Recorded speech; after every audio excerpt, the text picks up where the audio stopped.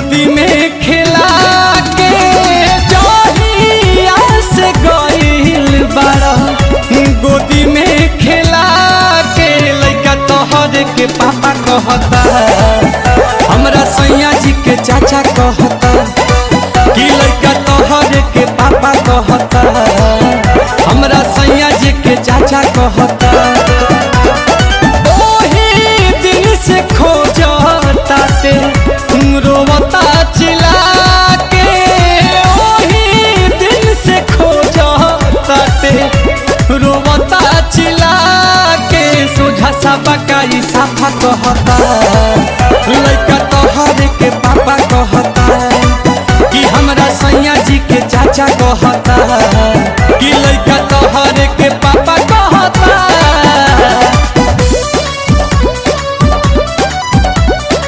Music by Priyanshu Singh.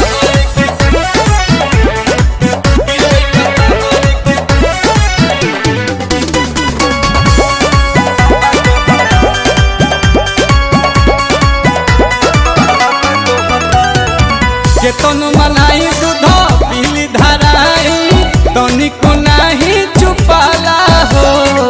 सासु ननद गोतिन देवर के छोड़ा सैया के कोहरा न जाला हो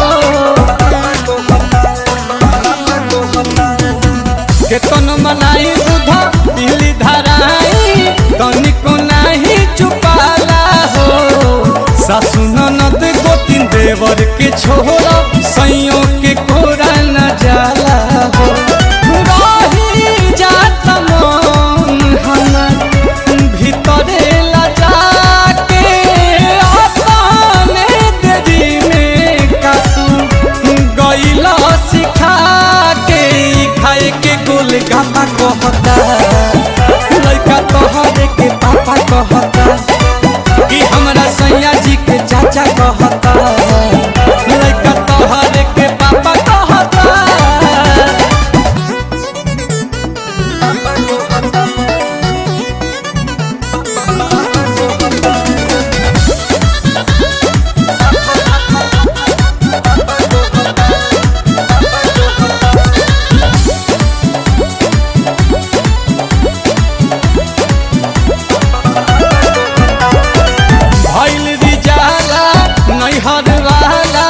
लागता कि भेद खोलवाई हो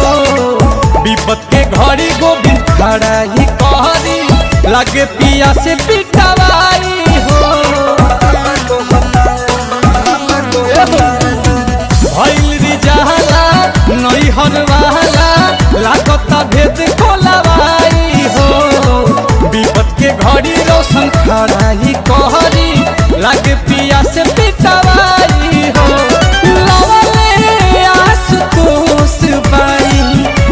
गजबे के धान सुनाते पताई जला नीलकमल के गाना हमरा इज्जत कथा पर रहता लइका तोहरे के पापा कहता कि सोझा सा बकाई साफा कहता लइका तोहरे के पापा कहता ओही दिन से खोजताते रोवता चिल्ला के ओही दिन से खोजताते रोवता चिल्ला के सोझा सा बकाई साफा कहता लइका तोहरे के पापा कहता कि हमरा सैया जी के चाचा कहता